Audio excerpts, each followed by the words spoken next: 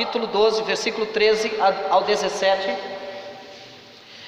Enquanto você abre, nós daremos continuidade naquilo que falamos na outra semana. No domingo passado, nós falamos acerca da parábola dos lavradores maus, onde Jesus vai contar uma parábola, e assim então ele está declarando e falando acerca dos fariseus, da postura dos fariseus, aquilo que eles estavam fazendo. Falamos dos profetas que foram enviados, Jesus ilustrando, falamos de Isaías capítulo 5, dessa profecia que Jesus vai fazer menção disso. Falamos dos profetas que vieram, que foram mortos, que foram rejeitados, e Jesus então usa essa parábola para no final falar dele mesmo, que ele é o Filho e que os homens o matariam. Jesus falando dele mesmo, que ele seria entregue pelos homens e seria morto. Essa parábola é exatamente isso, Jesus contando a sua própria história rumo à cruz no Calvário. Então, nessa continuação, nós falaremos do versículo 13 ao 17, falaremos acerca do tributo. Todos nós já lemos esse texto, eu vou ler com os irmãos acompanhem vossas Bíblias.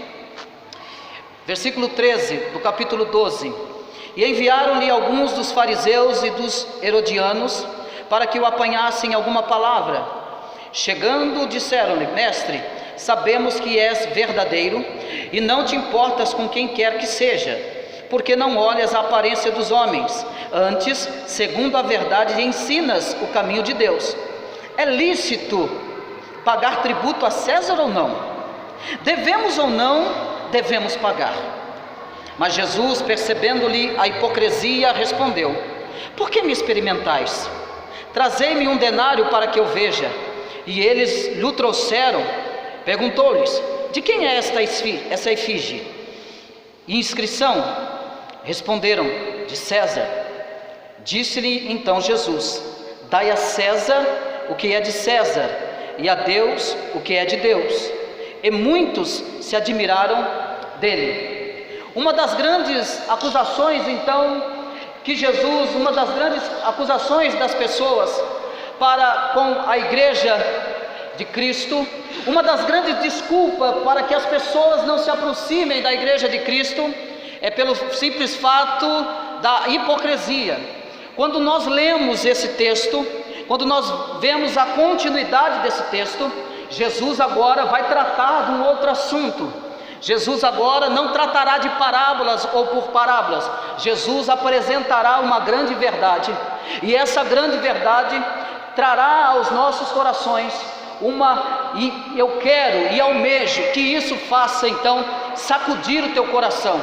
Eu quero que você dê uma olhada para o teu coração nessa noite, a partir desta mensagem que o Senhor tem a nos dizer. O Senhor tem algo aqui para falar conosco a respeito do nosso coração. Quando nós olhamos acerca dessa questão do tributo, nós logo pensamos exatamente, obviamente, pensamos que Jesus vai falar de dinheiro aqui. Pensamos que a questão, o cerne da mensagem é o dinheiro, mas não é isso que Jesus vai tratar aqui. O dinheiro é só uma isca, então, que os herodianos e fariseus se unem para pegar Jesus em alguma falta. Nós vamos observar que então os fariseus e herodianos, eles começam então a fazer uma espécie de bajulação com Jesus. Eles começam então falando, dando continuidade na tentativa de pegar Jesus em alguma falha, em algum erro. Eles tentam de todas as formas.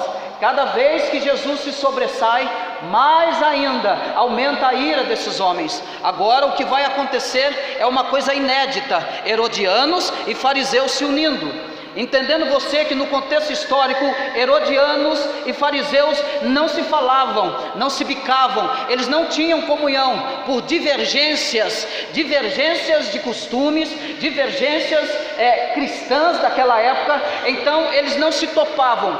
Mas você deve observar que no versículo 13 eles vão se unir para quê? Vão se unir para tentar derrubar a Jesus. Você precisa prestar atenção que quando alguém quer derrubar a verdade, quando homens maus querem derrubar a verdade de Deus, eles não se importam, eles são inescrupulosos, eles não têm nenhum tipo de caráter. Se for preciso para derrubar a verdade, eles se unem. Basta você olhar para a ideologia que nós vivemos hoje, pessoas que estão se unindo. Basta você olhar para o ecumenismo, as pessoas se unem para dizer alguma coisa, para defender alguma coisa. Nessa questão aqui, esses homens que não tinham nenhum tipo de comunhão, eles agora se unirão para derrubar a Jesus. Versículo 13: e enviaram-lhe alguns dos fariseus. Isso foi logo depois que Jesus então conta a parábola acerca do filho que é morto, acerca dos lavradores maus, acerca dos próprios fariseus que Jesus está contando. Logo depois disso, a tentativa continuará. Então virá agora os herodianos e os fariseus para tentarem agora, mas eles vão começar de um jeito sutil. Você deve se arremeter lá no jardim do Éden, porque a serpente sutilmente foi usada, possuída, para tirar Adão e Eva do caminho da verdade, para que eles desobedecessem a ordem de Deus. Desta forma então, fariseus e herodianos farão a mesma coisa. Então diz o texto, versículo 13: e enviaram-lhe alguns dos fariseus e dos herodianos para que o apanhassem em alguma palavra.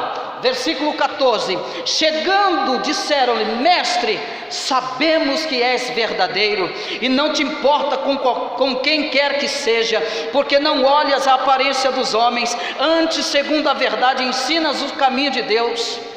Você deve parar aí agora. O que está acontecendo aqui é uma verdadeira bajulação demoníaca. O que eles estão fazendo? Estão tentando bajular a Jesus. O que eles estão fazendo aqui? Estão jogando confete em Jesus. O que eles estão fazendo é elogiando Jesus, amaciando a carne para depois ir para o abate. O que eles estão fazendo é algo diabólico. Eles estão elogiando Jesus. Eles demonstram nesse elogio reconhecer que Ele, primeiro, é verdadeiro. Segundo, que Ele não importa com quem quer que seja, porque Ele fala a verdade, que Jesus não se preocupa com aqueles que estão falando contra Ele.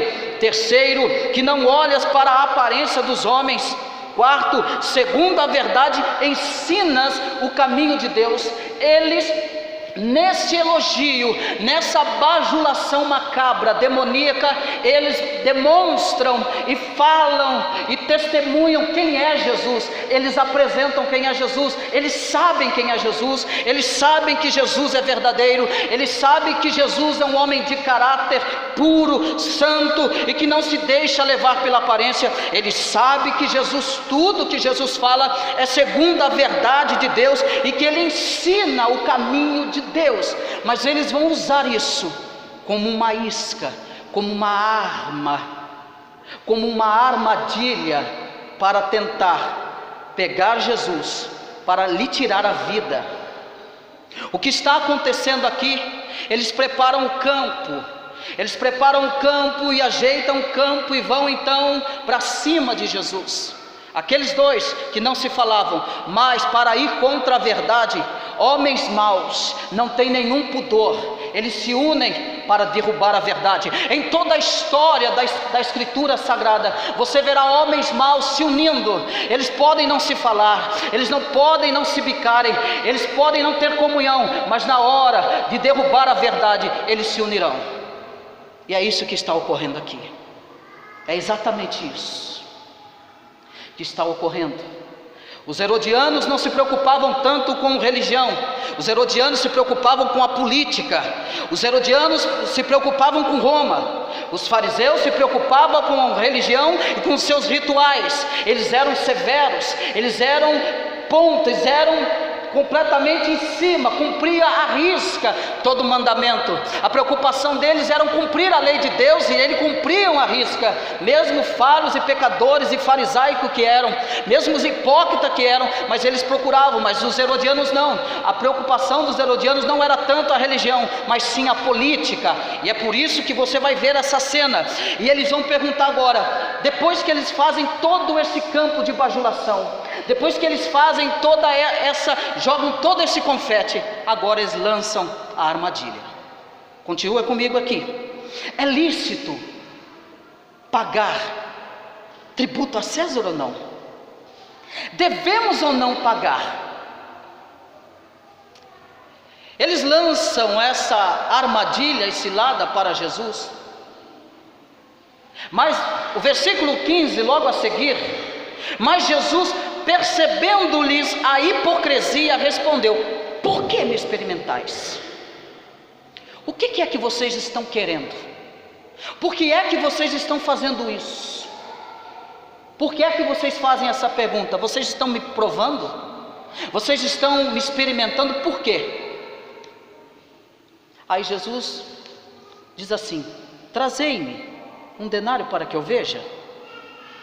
E eles os trouxeram. Lembre-se que esse fariseu e esse herodiano se infiltraram no meio do povo de Deus. O que eles fizeram aqui, eles se infiltraram como no todo mundo na multidão. Você já viu a ovelha que se infiltra, o lobo que se infiltra no meio das ovelhas? Eram os fariseus herodianos se infiltrando no meio das ovelhas, e fazem uma pergunta como qualquer outro ali faria. Eles se vestem como alguém que está no meio da multidão para que não chame a atenção. Eles não estão com as suas roupas típicas de uso de herodiano ou de fariseu, não. Eles estão com uma roupa como a multidão está, e no meio eles, como não querendo nada, eles fazem essa pergunta, elogiam o mestre, como alguns que acompanhavam o mestre Jesus faziam: veja que tu és maravilhoso, esse é o rei, esse é o Jesus. Eles se infiltram. E Jesus, no versículo 13, depois que ele pede então um denário, e eles trouxeram, perguntou-lhe: de quem é essa efígie e inscrição? Responderam: de César. Talvez nos seus corações corrompidos e macabros, talvez eles estavam agora prontos: agora nós pegamos ele, agora nós pegamos ele, agora nós conseguimos armar a armadilha, agora nós derrubamos Jesus. Porque Jesus está diante da multidão, e a lei romana imperava naquela época. Jesus vai dar uma resposta a eles. Eles responderam: de César. E eles: pronto, o que será que ele vai falar? O que será que ele vai responder? Versículo 16, versículo 17. Disse-lhe então Jesus: dai a César o que é de César, e a Deus o que é de Deus. E muito se admiraram ele. A resposta de Jesus calou-os. Eles não ficaram assustados, eles ficaram admirados com a resposta de Jesus. O que Jesus está fazendo aqui? Jesus está dizendo: toda a autoridade foi constituída por Deus aos homens, e elas devem ser cumpridas, toda a autoridade. Toda a autoridade, vocês devem cumprir os mandamentos do Estado, vocês devem cumprir. É de César? Então dê a César. Mateus vai dizer: é de César, dê a César. O que é de Deus, dê a Deus. O que é de Deus, dê a glória a Deus, dê a honra a Deus, dê o louvor a Deus. Mas o que é de César, respeitem o Estado. Se é a moeda, se a esfinge é de César, devolvam a César. Cumpre o mandamento do Estado, cumpre a politicagem deles, faça aquilo que deve ser feito, mas dê a Deus aquilo que é de Deus. Eles então se calam. Mas irmão Christian, e o que isso tudo tem a ver comigo? O que é que Jesus quer nos dizer nessa noite? Eu vou lhe dizer o que Jesus quer dizer nesta noite. A palavra mais forte dentro desse texto é a palavra hipocrisia. A hipocrisia, ela é algo pecaminoso. Deus abomina o hipócrita, Deus condena o hipócrita. Jesus agora, aplicando a nós, e nós olhando para essas verdades inseridas e que são proferidas da boca de herodianos e fariseus. Porque herodianos e fariseus caem na sua própria armadilha. O que Jesus quer falar conosco aqui hoje? O que Jesus quer nos dizer nesta noite? Que nós conhecemos toda a verdade e sabemos que Ele é verdadeiro, ou não sabemos? Você sabe que Cristo é verdadeiro? Cristo é verdadeiro para você? É. Nós todos sabemos que Cristo não se importa com quem quer que seja. Que Cristo, nós sabemos em toda a narrativa histórica da Bíblia, que Cristo nunca, e estudamos isso na quinta-feira, que Cristo não chama os homens pela aparência, Ele não olha para a aparência, mas Ele olha para o coração. Eles reconhecem isso também. Nós também reconhecemos que Cristo não se importa com a nossa aparência, porque se Ele olhasse para a nossa aparência, coitadinho de nós. Se Ele se preocupasse com a tua aparência ou caminho, coitadinho de nós. E os herodianos e fariseus sabiam disso. Nós sabemos que o Senhor não se importa com os homens, que a verdade do Senhor doa a quem doer. O Senhor não se importa com a verdade dos homens. Nós também sabemos, ou não sabemos? Sabemos. Nós também sabemos que Cristo andava segundo a verdade e que ensinava o caminho de Deus. Nós também sabemos que devemos andar segundo a verdade e falarmos segundo o ensino de Deus, a palavra de Deus. Você também sabe disso. Os herodianos e fariseus também sabiam disso. Mas aonde que mora a hipocrisia? A hipocrisia mora quando eu me apresento para Jesus, quando eu adentro para dentro desse templo, eu canto, eu louvo, eu choro, eu canto mais alto que o meu irmão, mas quando eu vou para a minha vida prática, eu nego toda a verdade de Deus na minha prática, na minha vida. Deus disse para o povo de Israel: esse povo me louva com os lábios, mas o seu coração está longe de mim. O que é que está acontecendo aqui? Os fariseus conheciam toda a verdade, os herodianos também conheciam, eles sabiam. Desde o início eu estou dizendo que os fariseus conhecem a verdade de Deus, mas eles rejeitam a revelação de Cristo como Filho. Eles vão matar a Cristo, eles estão fazendo de tudo para matar a Cristo. Eles conhecem a verdade. Nós falamos domingos passados que eles reconheceram que Cristo tem autoridade, que Ele é autoridade. Eles viram que Cristo tem autoridade para perdoar pecados, para levantar aquele que está coxo. Eles sabem de tudo isso. Eu e você também sabemos de tudo isso. O problema é quando o Senhor nos chama para ter uma conversa aqui hoje e Ele vem para o nosso coração. O problema é que quando você vem dar um aperto de mão, um abraço apertado, um sorriso lá em cima, Deus sabe como que está o teu coração. O problema é quando nós cantamos mais alto que o irmão e colocamos as vozes bem afinadas, como uma congregação cantando, mas Deus está dizendo: eu conheço o teu coração está longe de mim. Provavelmente às vezes nós nos encontramos com esses homens, mas Cristo é tão amoroso e tão misericordioso, que Ele nos chama aqui nesta noite e nos mostra como filhos amados, que Ele não nos quer nesta condição. Ele não quer que você cante, mas não creia na hora que é preciso. Ele não quer que você louve, que você dê um sorriso lá em cima, mas o teu coração só há tristeza. Ele não quer que no momento da aflição, você conhecendo toda a verdade de Deus, mas nesse momento o teu coração não responde. Deus não está chamando você aqui para viver uma vida fictícia de cristianismo. Deus está chamando você aqui nesta noite para abandonar esse pecado da hipocrisia do coração. Não é porque você sorri para o irmão e apunhala ele pelas costas. Não é isso que Jesus está tratando. Jesus está tratando das verdades centrais do coração do ser humano. Ele não quer que você entre e fique nesse estado. Está tudo bem, irmão, dá um sorriso, mas no teu coração não está nada bem, você não crê, você não acredita, você não confia, sabe que é verdade, mas não obedece à verdade. Sabe que ele não olha para a aparência, mas julga a aparência. Sabe que deve andar segundo os ensinos de Deus, mas não quer saber dos ensinos de Deus.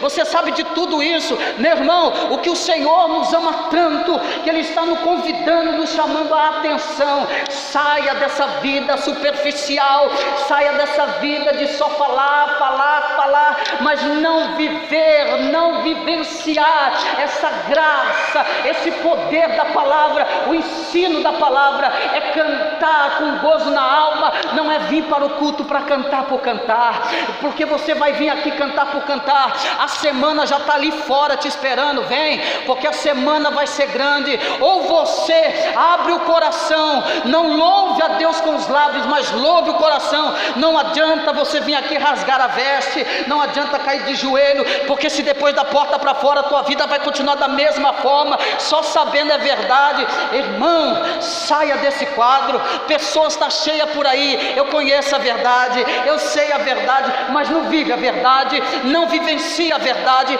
vive com uma vida pobre, miserável espiritual, não crê em milagre, não crê na própria oração que faz, não acredita que a oração pode mudar alguma coisa. Meu irmão, eu convido você a sair desse casulo infernal, a sair dessa sutileza que está enganando o teu próprio coração, porque o coração do homem é enganoso e quem o conhecerá? O que Jesus está nos ensinando aqui nesta noite é nós abrirmos, rasgarmos o nosso coração, entregar o nosso coração completamente. Ele: Senhor, toma meu coração, porque eu não sei mais o que eu faço.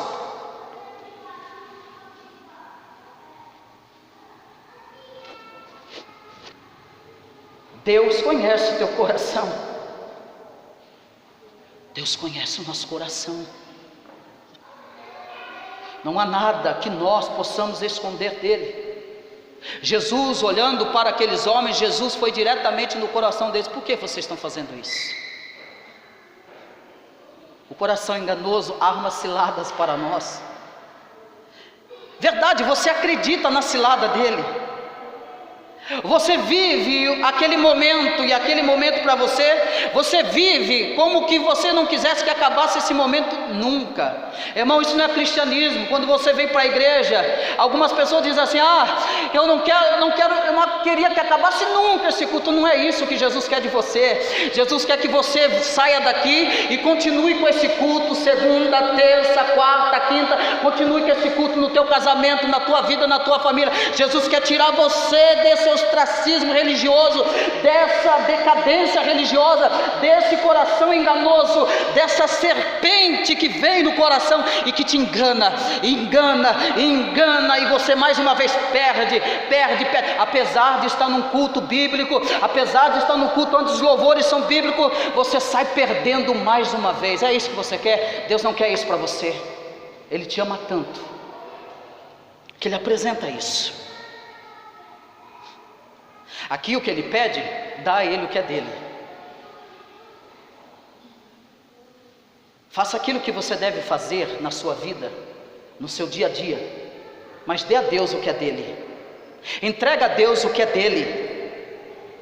Não divida com ninguém, não perca a oportunidade, não se dê esse luxo de vir para o culto. Talvez você não pode, você trabalha a semana inteira, está cansado, a gente entende, a gente compreende, Deus também te entende, mas não perca esse culto por nada, não perca uma vírgula desse culto. Diga para Deus: Deus, não me tira daqui, não me deixa sair daqui do jeito que eu entrei não, Senhor. Renova meu coração, eu preciso sair disso, eu preciso sair desse casulo, eu preciso sair desse lugar que me amarra, que me oprime. Eu preciso sair dessa ilusão de mente, de coração, porque quando eu vou embora desse culto, a minha vida volta a mesma. Não estou te dando métodos. Primeiro passo, faça isso. Segundo passo, faça isso. Terceiro passo, eu poderia fazer isso com você, 5 passos para alegrar o teu coração, 5 passos para você vivenciar a verdade no teu coração. Não é isso que Jesus está falando. O que Jesus está pedindo para nós: dá o que é dele, dê o coração a Ele, dá a Ele aquilo que é dele, dá honra, dá glória. Você sabe da verdade, então viva a verdade. Você sabe com o ensino da verdade, então viva essa verdade. Se entregue a essa verdade de uma vez por todas, meu irmão. De uma vez por todas. Uma vez por todas. Não sai daqui com o coração completamente vazio. Não viva de momentos, viva de continuidade. Creia, acredite. Acredite que esse momento de culto pode mudar a história da sua vida, da sua família. Depende um pouco de você também. Depende um pouco daquilo que você vai entregar ao Senhor aqui hoje. Depende um pouco de como você vai abrir o teu coração ao Senhor. Depende um pouco de quanto que você vai dar atenção a essa palavra e vai dar continuidade a ela. Depende de você. A sua semana dependerá daquilo que você prestará ao Senhor aqui agora, hoje.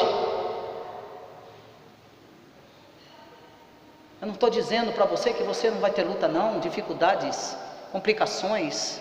Você terá. Mas se você decidir não rasgar a veste, mas rasgar o coração. Mas se você tomar uma decisão aqui hoje, de não tentar enganar ao Senhor e achar que o Senhor, que você está enganando o Senhor, porque o que os fariseus e os herodianos estão fazendo, eles estão tentando burlar, eles estão ofendendo a graça de Deus, eles estão ofendendo a onisciência de Deus, porque eles têm na mente que eles contando todas a verdade que eles sabem, e eles estão achando que Deus não conhece o coração deles. Eu quero dizer uma coisa para você: você não engana Deus, mesmo você falando que conhece as verdades, Deus sabe o que é, que verdades são essas que estão no seu coração. Não anule a onisciência de Deus. Os herodianos e fariseus, eles estavam também ofendendo a graça de Deus, eles estavam ferindo a graça de Deus, porque eles achavam que contando toda essa história, eles achavam então que tudo ia dar certo, que Deus não sabe de nada. Eles achavam que por fazer alguma coisa seriam atendidos e respondidos. Meu irmão, é por pura graça.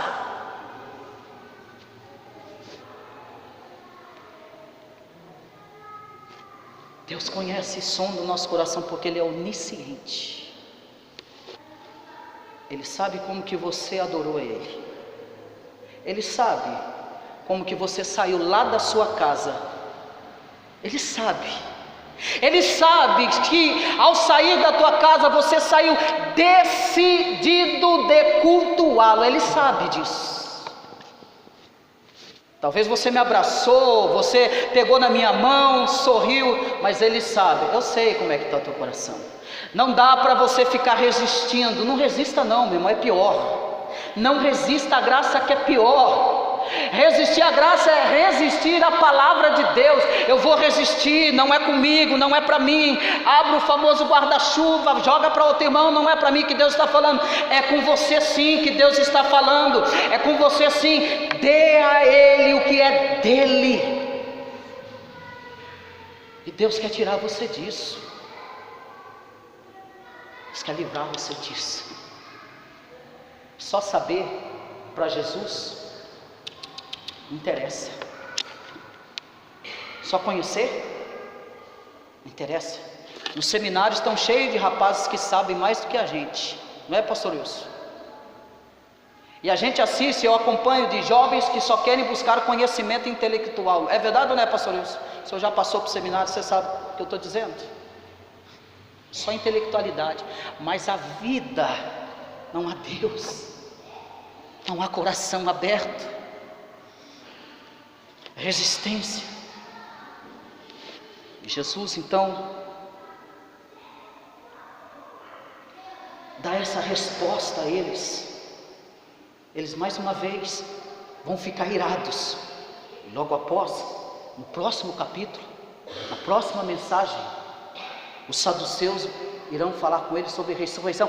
Mais uma tentativa de pegar Jesus, porque eles não se contentarão, porque mais uma vez eles fracassaram na armadilha deles. Irmão, deixa eu dizer uma coisa para você: todas as armadilhas que você fizer para Jesus, tentar convencer Jesus, não vai funcionar, não vai dar certo.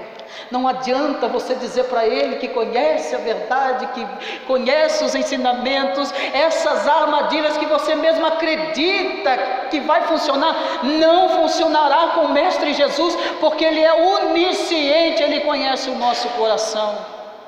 E diante disso, eu quero convidar você a se colocar de pé. A resposta de Jesus: dê a César o que é de César.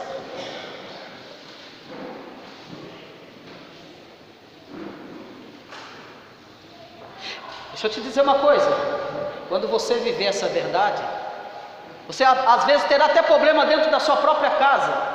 As pessoas te chamarão de louco. Você é louco. Não é possível, você não está acreditando. Eu tive, está aqui minha esposa, ela teve dificuldade para me entender na minha fé. Está ela aí, ó. Ela não compreendia. Como é que você acredita? Como é que você não está vendo que... Ela dizendo, você não está vendo que está caindo tudo na sua cabeça e você está cantando, está sorrindo? Como Davi: guardei a tua palavra no meu coração para não pecar contra ti. Aí está o segredo. Sabe qual que é o meu segredo? É que eu saio de casa decidido a cultuar a Deus, custe o que custar, como se fosse o meu último suspiro de vida. Esse é o segredo. E diante disso, você quer viver isso? Quer experimentar isso de Deus? Você nunca viveu isso ainda? Você está com dificuldade? Seu coração está te enganando toda vez? Eu quero que você saia do seu lugar. Vem aqui à frente que eu quero orar por você.